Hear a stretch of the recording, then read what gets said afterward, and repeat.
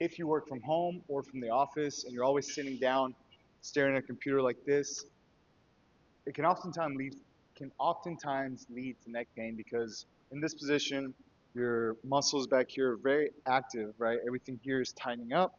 Everything here is working overtime to hold your head up. Actually, the further your head is forward, the more it weighs because of the leverage on here. So these muscles are working overtime, and what that tends to lead to is just overuse of them, which leads to pain, right? Because the demand exceeds the ability. So to increase this ability in the gym, to reduce the pain that you're going through, we want to start at a low gradient because we don't want to irritate that area, right? So if you're already experiencing pain, you want to start at a very low gradient. So I'm going to take you guys through the lowest gradient that I would have somebody start into what you should be able to do in order not to experience pain from this. Um, and we can also kind of talk about where contact sports and people that are going to be taking shots to the head and might really need to strengthen these muscles, what levels they need to get to as well. So the first level is just kind of you can do this while standing or sitting, but literally just moving the neck forward and back, right? Doing neck extension movement. Doing about 10 reps here, or you can set a 1 minute timer. Just go back and forth, 10 to 20 reps. So this is the easiest point because there's no additional load aside from your own head, right? So we're starting with body weight. You could even, if you needed to, do assisted here, very gently coming down and coming back up. I worked with people that were in a car accident and they actually had to start there because doing anything more would cause them a headache or even pain there during the next day. So when you're doing any of these sessions, you want to monitor how you feel after the session. You want to make sure you're not in more pain. How you feel the next day, right? If you're experiencing high amounts of soreness or just a little bit. We never really want to work, let's say you have a scale of 1 to 5, we never want to work over a 2 during the exercise, and we never want to experience anything over that either after the exercises. So it's good to monitor and journal that. But some people will have to start here. So just moving up and down. Then you want to go to neck flexion, so looking up and then coming back down, working on the muscles in the front of the neck. Then lateral flexion extension, so working sideways, trying to go through full range of motion, so getting the full stretch here. Trying to get your ears to your shoulder and back, and then the other way as well.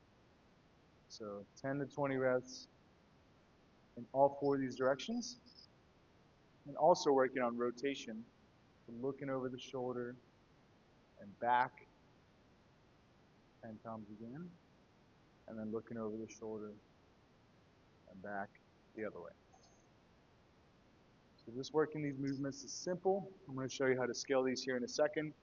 You can also work on rotation, doing 5 to 10 repetitions each way, being slow and gentle, and just taking notice of any pain or limited range of motion in this movement. We're going back and forth here. Doing just this can help you get blood flow in there and also increase your neck's ability to move. So the way you would scale this is first by using gravity, right? Let's say you don't have an incline bench, you can just sit at the edge of your bed or couch, and then from here you can work on those same movements. Looking down, coming back up, even just holding this position can be a progression. And then doing the same thing to the sides. So here I can work on lateral flexion extension, and I can also work on rotating. And this is an added level of difficulty because of the leverage, which adds more weight. Just rotating here for lateral flexion extension. And then ultimately, this one might be a little bit harder, and you might actually want to start on the bed, is working the neck flexion, right? If you feel uncomfortable starting at the edge of the bed, you can always just start here and work on picking up the head, putting the chin forward, and gently putting it down, right? So just working that shortened range of motion until we feel comfortable and strong enough to take it into a full range of motion off the bed, looking up and crunching in. So again, this is not necessarily the starting point. You can always start on the bed and work your way into trusting your ability to be safe, to feel safe here. So again, 10 to 20 reps. One set might be enough for you. Just monitor how you feel, and then next time you do this, you can then add another set. 2 to 3 sets of 10 to 20 reps. It's going to be enough to cause adaptation and grow the muscles here, strengthen them, bring blood flow to the area so that you experience less pain when you're sitting.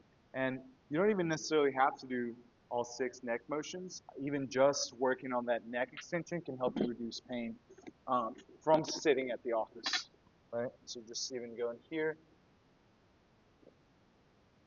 and coming up.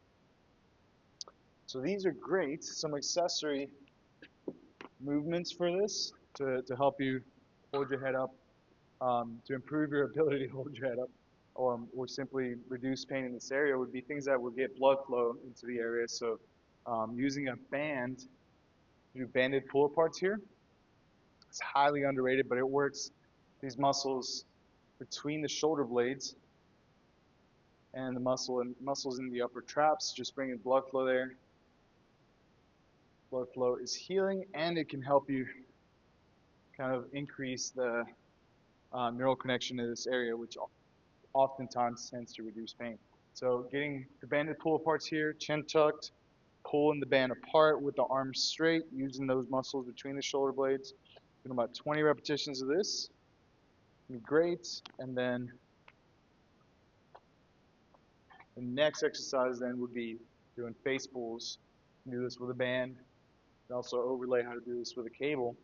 But you're pulling this band as far back as you can, keeping the elbows up, and again, squeezing those muscles in between the shoulder blades. You want to do this. You can start with a really light band and then work towards heavier bands. But you want to do this by really squeezing those muscles together back here. Hold for a second and then control it back. You don't just want to pump these out. You really want to have the intent of bringing this as far back as possible. And you almost end up in a position where you're kind of flexing your biceps. So this, and then squeeze in here, shoulder blades together. So those are 2 great movements that can be complementary. You could alternate from doing the 6 neck motions and then doing the banded pull aparts. So you're getting a higher frequency and quicker adaptation and healing. So from being able to do that, once that is pain-free, if you want to continue increasing your strength in this area, you would be able to do holds, so neck bridge holds. So you could take something like an ab mat or a pad here, put this against the wall, and then from here you would do a neck bridge, right? So just lining everything up. The entire body is in a straight line from head to toe, holding this position for about 8 seconds, resting, and then coming back up, right? And if you want to increase the difficulty, bring your feet forward, still holding this position. If you want to make it easier, change the angle to where you're more upright, like this. And this in itself is scalable. You want to work up to being able to do 8 to 10 seconds for 3 reps, and doing that in itself 3 times, right? So three sets of 3 reps, each rep being an 8 to 10 second hold. You can scale that by using a incline bench, or if you don't have one, simply finding an object that is at a lower height, and from there you can start working your way into a lower platform until you're able to do this on a flat bench. And the standard for contact sport athletes, football players, really most sports should do this just to feel more safe taking contact. So even if you're playing basketball, soccer, any sport like that, you want to have a stronger neck so that you're taking less damage. The stronger, there's been a correlation that shows that the stronger your neck is, the more uh, measurable strength it can do. So let's say you're using pounds or weights or cables. The more strength your neck has, the less likely you are to receive a concussion. So this is really important for contact sports, even and really just everyday life. Let's say you're in a car wreck. If you have stronger neck, you're much less likely to have a severe concussion. So you want to work up to eventually being able to do this on flat bench, and then from here, you're holding this position for about 8 to 10 seconds as well. So, and then once the seconds are up, rest for a second. Go again.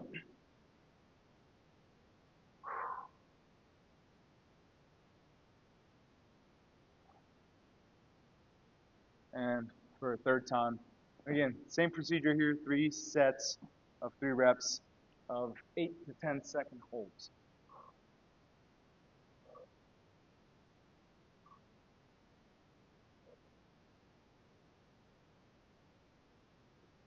So that's the standard for neck strength.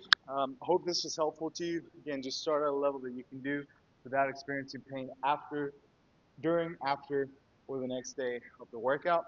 If you have any questions, please drop them in the comments. And yeah, follow for more.